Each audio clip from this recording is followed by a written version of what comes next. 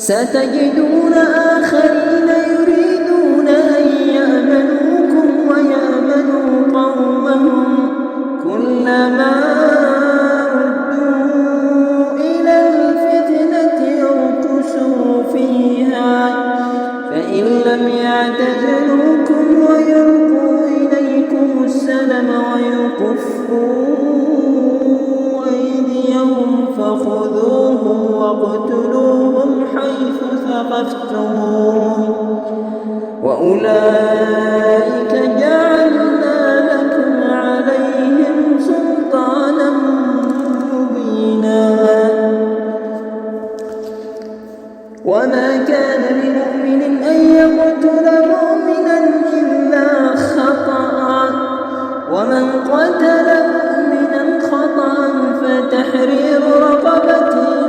مؤمنة ودية مسلمة إلى أهله إلا أن يصدقوا فإن كان من قوم عدو لكم وهو مؤمن فتحرير رقبة مؤمنة وإن كان من قوم بينكم وبينهم ميثاق فدية مسلمة إلى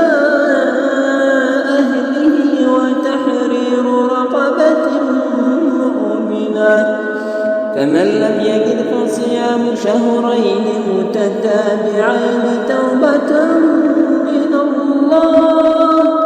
وكان الله